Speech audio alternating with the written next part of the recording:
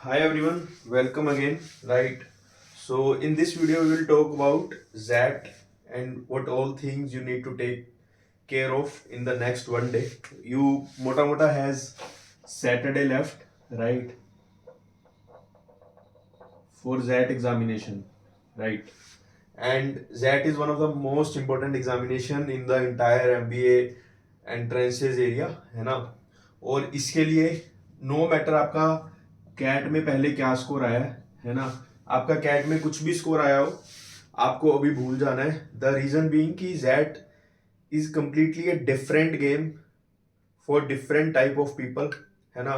आपने पहले क्या किया है क्या नहीं किया उसका कोई भी यूज नहीं है। उसका मैं आपको विद प्रूफ विद एग्जाम्पल सब कुछ बताता हूँ कैसे और कैसे नहीं, ठीक है, राइट। तो देखो, हाँ सॉरी दैट, है ना, राइट। मेनली हमारा सैटरडे की बात कर रहे थे, है ना। तो देखो हमारे 3 सेक्शन आते हैं, ठीक है। पहला सेक्शन है वीए का, दूसरा सेक्शन है डीएम का और तीसरा है क्यूए का, ठीक है। एक बार के लिए एसए और जीके भूल जाओ, उसकी बात हम बाद में करेंगे, ठीक है। मेन यही सेक्शन है,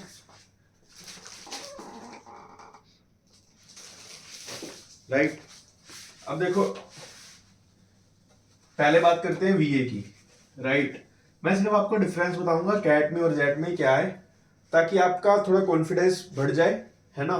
और आप एक एक सपना देख सको। मैं ये नहीं कह रहा आपने जेट में अभी प्रिपरेशन की है नहीं की, अगर प्रिपरेशन नहीं की तब भी बढ़िया है और की है तब भी बढ़िया है ना। क्योंकि अगेन मैं आपको बताऊंगा प्रिपरेशन यहाँ पे कैसे मैटर करती है या नहीं करती। For example when it comes to the verbal, CAT में क्या था, पैसेज की लेंथ इतनी बड़ी रहती थी फॉर सपोज, जेड में पैसेज की लेंथ इतनी रहेगी, राइट।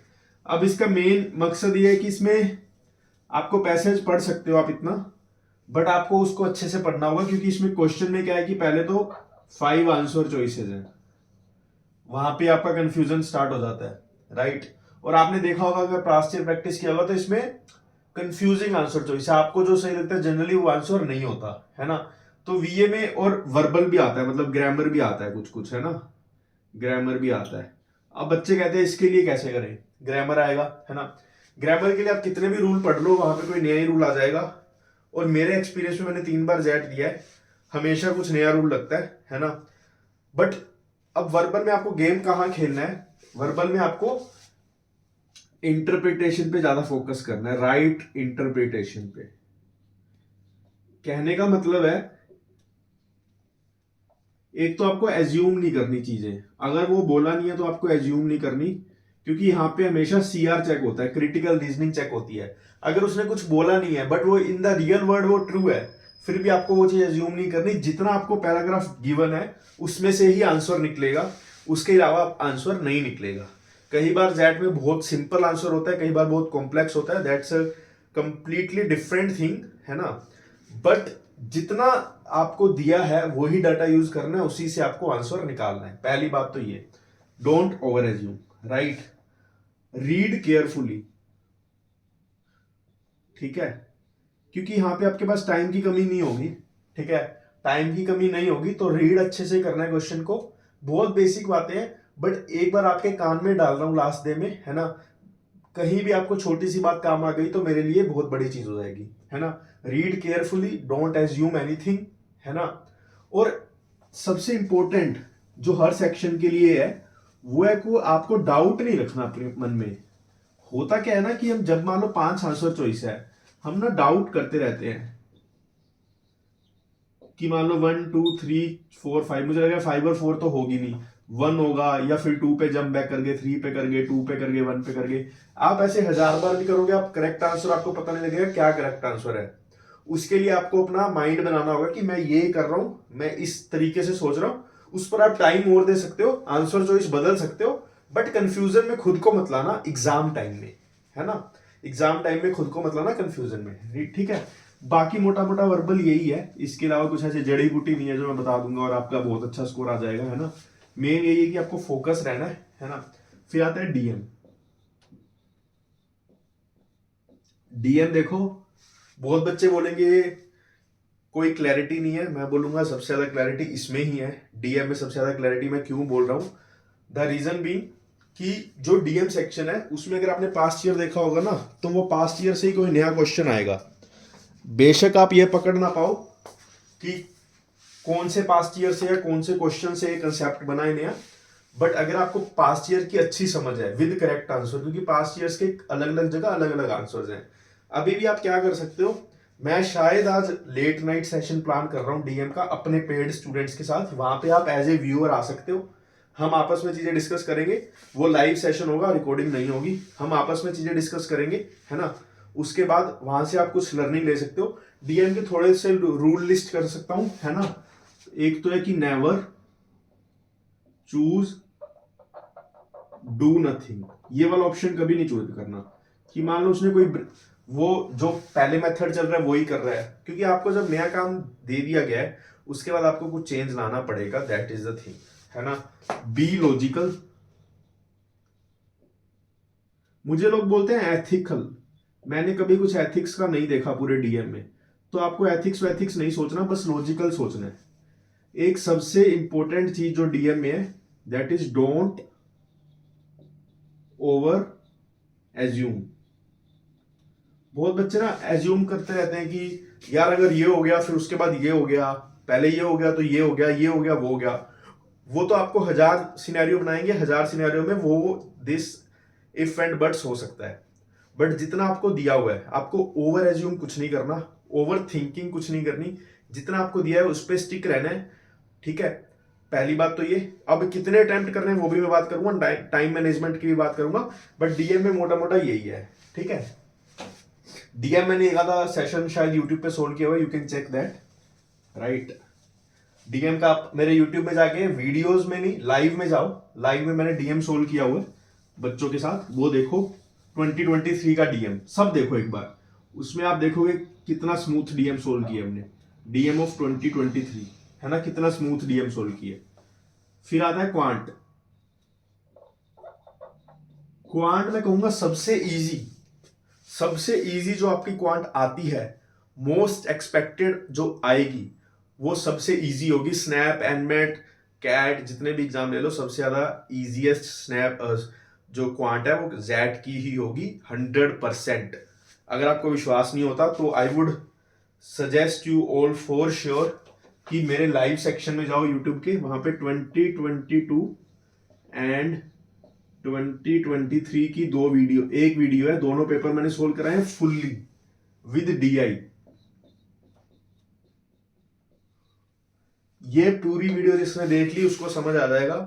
मैं इसके बाद कुछ नहीं कहूंगा क्वांट कैसे करना है, उसको अपना कॉन्फिडेंस, अपनी औकात और अपना एक जो ट्रस्ट है मेरे पे वो उसका बढ़ जाएगा 100%। आप एक बार जाके ये दोनों वीडियो देख लो, उसके बाद कुछ भी आपको गलत लगा तो मुझे कमेंट्स में गाली दे देना बेशक, बट आप एक बार ये दोनों वीडियो, एक वीडियो दोनों पेपर हैं, दोनों पेपर देख लो। अगर आपको लग रहा है आपको दोनों पेपर के 100% क्वेश्चन आते हैं तो आप हमेशा 99% ही लेके आओगे जेट में, और आपको ऑलमोस्ट 90% क्वेश्चन आते होंगे, ठीक है। आप एक बार करके देखो, अभी जाओ, है ना। फिर ये वीडियो देखो, ये वीडियो के एंड में भी मैं वो वीडियो लगा दूंगा अपना लाइव सेशन, वो देखना, ठीक है। दो वीडियो लगाऊंगा, एक क्वांट की और एक डीएम की, दोनों देख लेना, आपका बेड़ा पार है, ठीक है। अब आते हैं टाइम मैनेजमेंट पे। देखो मैं अपना टाइम मैनेजमेंट बताता हूं मैं कैसे करता था।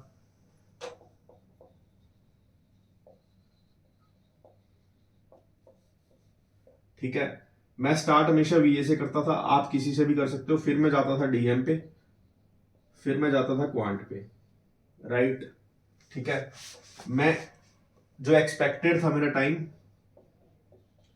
1 घंटा इसके लिए, 1 घंटा इसके लिए, 1 घंटा इसके लिए। फिर मैं एक्सपेक्टेशन को रिवाइज करता था कि 50 मिनट इसके लिए, 50 मिनट इसके लिए और 80 मिनट्स इसके लिए, 3 घंटे में, ठीक है। जनरली होता क्या था, मैं 50 मिनट में ये कर लेता था, 40 मिनट में ये कर लेता था, 90 और रह कितने गए 90। ये मेरा एक्चुअल सिनेरियो है, क्योंकि ये मेरा स्ट्रॉन्गेस्ट सेक्शन था तो मुझे इसमें सारे क्वेश्चन टारगेट करने होते थे, तो मुझे ज्यादा टाइम लगता था, इसलिए मैं यहां से टाइम बचाता था, क्योंकि डीएम में मुझे पता था मुझे क्वेश्चन समझ आ गया। अब मैं कंफ्यूजन रह के बार बार उसको टाइम ओवर इन्वेस्ट करता रहूंगा तो मेरे लिए कोई फायदा नहीं है ना। इसलिए मैं 40 मिनट देता था, मुझे लगता था बहुत है, तो आई वॉज लाइक कि ठीक है। वीए में मुझे बहुत सोचना पड़ता था क्योंकि डर रहता था कि शायद कट ऑफ ही क्लियर ना हो मे बी, है ना। तो उसके लिए आपको देखना पड़ेगा, again analyse each of the section according to your strength and your weakness and then make informed decision because this is your last chance, last exam, and this exam offers a lot of opportunities, maybe better than some of the IIMs also. So please be focused when it comes to ZAT के लिए कोई extra preparation नहीं चाहिए अगर आपने अभी तक कुछ भी नहीं किया, then also go with your full confidence, right? अब आ जाते हैं अटेम्प्ट स्ट्रेटेजी। देखो मेरी अटेम्प्ट स्ट्रेटेजी तो होती थी मुझे जो आता है मैं वो करूंगा, जो नहीं आता मैं छोड़ूंगा, ठीक है। क्वांट में तो मेरी होती थी अगर मुझे आता है तो मैं करूंगा, नहीं आता तो मैं नहीं करूंगा। डीएम में होती थी अगर मैं आता है तो करूंगा ही, अगर नहीं आता तो मैं सोचूंगा कि चांस लेना है या नहीं अटेम्प्ट करना, क्योंकि डीएम में तुम्हें पता है बहुत कंफ्यूजन होता है, बट इसमें मैं अटेम्प्ट को हाई रखता था, है ना, क्योंकि इसमें मुझे वैसे भी कंफ्यूजन होगा। वीए में क्या है कि मुझे अगर आता है तो मैं अटेम्प्ट करूंगा, अगर नहीं आता तो मोस्ट प्रोबेबली मैं नहीं करता था। द रीजन बीइंग वीए में थोड़ा कॉम्प्लेक्सिटी रहता है जेट में, है ना। फॉर एग्जांपल पोइम में 3 क्वेश्चन अगर आए, एक क्वेश्चन होता है थीम का शायद मुझे लग रहा है मैं आंसर कर पाऊंगा या टाइटल का आंसर कर पाऊंगा, बट मुझे लग रहा है मैं कोई और आंसर नहीं कर पाऊंगा, मुझे पोइम समझ में नहीं आई या कोई पैसेज समझ में नहीं आया, तो मैं उसको क्यों अटेम्प्ट करूँ ना, क्यों मैं नेगेटिव क्यों हूँ, राइट। सबसे बड़ा डाउट होता है कि 8 अनअटेम्प्ट 8 इससे ज्यादा होते हैं तो -0.1 आपको एडिशनल मिलता है। अब लोग बोलते हैं कि क्या करें, ये दुविधा है। मैं आपको बेस्ट तरीका बताऊं, इसको भूल जाओ, क्योंकि आप फालतू में ओवर अटेम्प्ट करोगे आपको -0.25 मिलेगा। यहाँ पे तो -0.10 ही मिल रहा है ना, यहाँ पे -0.25 मिलेगा, -0.15 एक्स्ट्रा मिलेगा।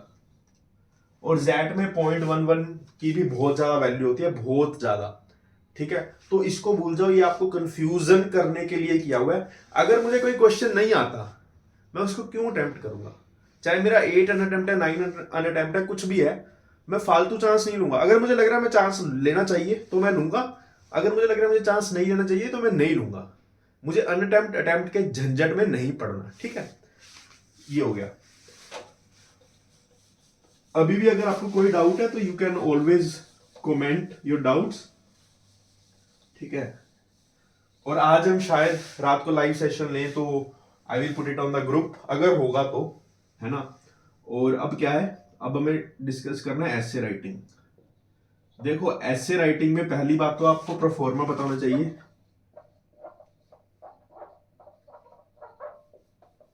मतलब यहाँ पे टाइटल, मतलब टाइटल तो नहीं कहूंगा मैं, यहाँ पे इंट्रो आता है, फिर बॉडी आती है मेन, फिर सॉर्ट ऑफ आउटरो कह दो उसको, है ना, जो भी कहते हैं, ठीक है।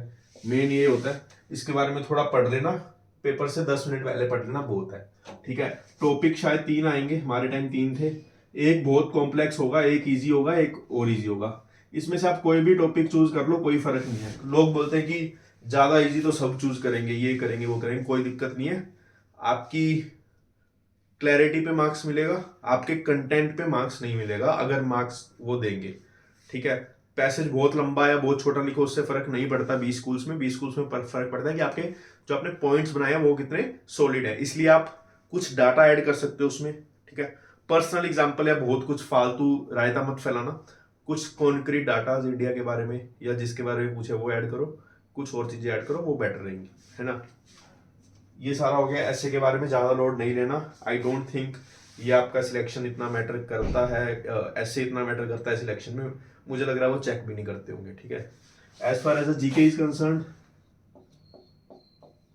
जीके में कुछ मत पढ़ के जाओ, रीजन बीइंग कि कितना भी पढ़ लो जीके पता नहीं कहाँ से आएगा। The only tip from my side is GK आसान आता है, कुछ कुछ तो कर ही लोगे, प्लस जीके में नॉन नेगेटिव मार्किंग होती है, कुछ भी कराना कुछ भी। और जीके में मैंने ऐसे बच्चे देखे हैं जिसके 30 परसेंटाइल है, मतलब जिनके 2 3 4 5 क्वेश्चन सही हैं, वो भी एक्सेलराई में जमशेदपुर में बैठे हैं बिजनेस मैनेजमेंट में। तो कोई डिफरेंस नहीं है कि आप जीके करो ना करो, कुछ नहीं करो, है ना। मेन फोकस आपका क्यूए डीआई वीए होना चाहिए। मंडे या ट्यूसडे को आपकी रिस्पॉन्स शीट आ जाएगी, तो आपके पास अभी 1-2 दिन है अपना स्कोर, अपनी किस्मत बदलने को। बिलीव मी, आपका स्कोर अगर इतना आ गया 95 टू 99 की रेंज में आ गया, मतलब आपको अगर एक्सेलरी जमशेदपुर से कॉल आ रहा है तो कन्वर्ट आपका सिर्फ इंटरव्यू करवा सकता है। आपका जमशेदपुर का 10th 12th शायद बहुत कम मैटर करता है ना, मेन मैटर करता है कि आपका इंटरव्यू कितना अच्छा जाता है। तो शायद आज आपको लग रहा होगा कि आप कुछ भी नहीं हो, 2 महीने बाद शायद आप जमशेदपुर का इंटरव्यू दे रहे हो और 4 महीने बाद शायद आप जमशेदपुर में अपना MBA कर रहे हो, है ना। तो बेसिक फंडा ये है कि आज आपका कुछ भी लेवल है, आपका कैट में कितना भी है, आपको खुद को जज नहीं करना, आपके पास कॉन्फिडेंस होना चाहिए। अगर आपको कॉन्फिडेंस ही नहीं है तो पेपर देने मत जाओ। अगर आप पेपर देने जा रहे हो तो आपके पास कॉन्फिडेंस होना चाहिए, है ना। जो भी इंस्ट्रक्शंस आ रहे हैं मेल्स पे जैट की तरफ से वो फॉलो करो ताकि पेपर में कोई गड़बड़ ना हो जाए, ठीक है।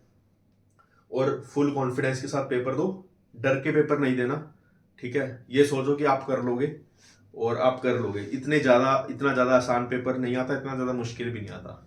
अच्छे लेवल का पेपर आता है, कैट से आसान ही आएगा। Thank you and have a very happy day.